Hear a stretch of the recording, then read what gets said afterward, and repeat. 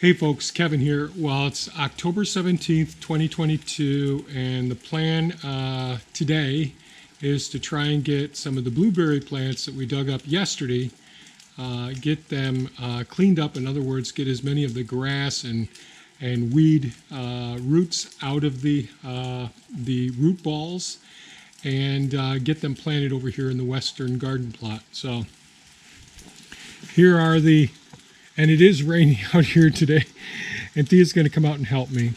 But here are the blueberry plants here. We do have 4 potted ones over in the greenhouse that we'll bring over as well. I set up a stand with a couple of the ramps, and we'll set them up on here, use a hose to help detect any of the roots over here. I was hoping it wasn't raining so that we could videotape some of this, but we'll see what we can get. Especially when there's 2 people working in a confined area. So these are the 2 beds. The other day I took a couple of cubic yards, what are they, 3 cubic feet each, and I think I took like 6 bags of peat moss and put it on the surface of each one of these rows, and then I kept watering them at least twice a day and had the drip irrigation going on them as well. Today I came out, ran the tilther down the surface of them and exposed more of the dry peat moss. Peat moss really does take some time for it to really absorb all the water. The other thing I did do is I used some ammonium sulfate. So the ammonium is a great nitrogen source, and the sulfate is the salt of the ammonium sulfate ends up being a very good acidifier as well. So, and it being a rainy day, that'll help to get that in. So it comes in a fine powder. I mix that with water and just drip irrigated it down here. Now, do blueberry plants need a lot of nitrogen going into the winter? No. But this is for the soil itself. I hope this doesn't affect the microorganisms in the soil that was already here, but I thought that would be advantageous to help get these guys, get them a good footing to start out with. So one of the things we'll do is we'll take a tape measure down here, and I'll probably take some stakes and just put some stakes where each one of the plants will be. So as we wash them, we can bring them over, set them where the stakes are, and then put them all in the ground. So I think that covers just about everything. Goal is, can we get these blueberry plants in today?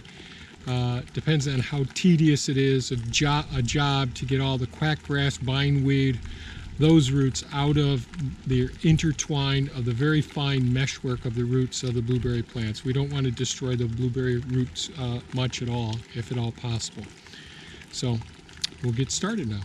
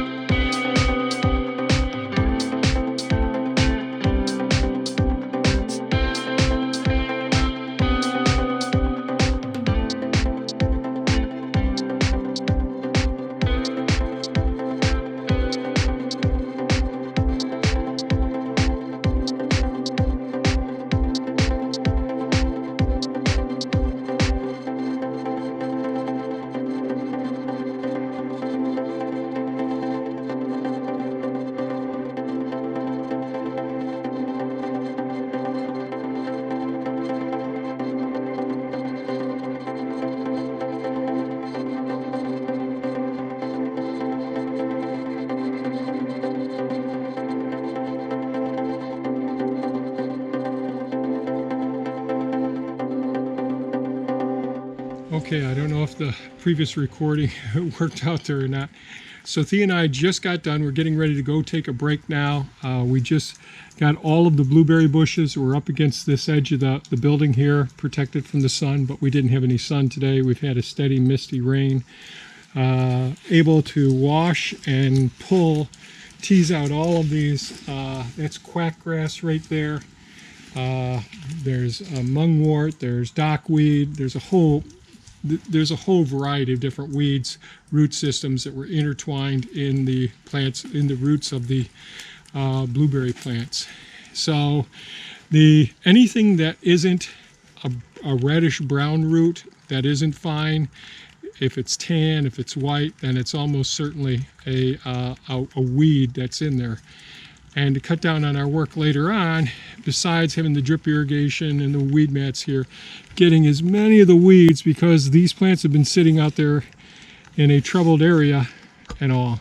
So after lunch, we'll come out here and we'll add mycorrhizal fungi to the root surface. And you can see just how fine the roots are right here. Really nice and fine. Will this knock them back some? Yes. We did have to separate a couple that we have. So we'll have some very small blueberry plants. We'll put in a void over there, but we have just enough to put these plants 3 foot on center down the row here. And so we have 2 rows here of blueberry bushes that will be taken good care of, as opposed to out in the first food forest where we couldn't take as good a care of them out there and we couldn't protect them like we can here. So we're going to go get lunch now and then come back at the mycorrhizal fungi. The mycorrhizal fungi is the reason that we add that to the root surface as we're transplanting these is because this form of fungal organism has a mutualism form of symbiotic relationship. So both the fungal organisms benefit as well as do the plant that you plant them with, and with the blueberries here.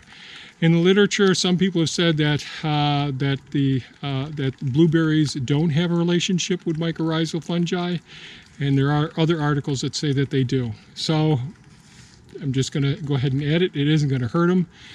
Hopefully it will help them extend their surface area, exchange nutrients and water with the other microorganisms in the soil. And next spring we'll check our pH of the soil to see how everything is, and we may actually feed them as well.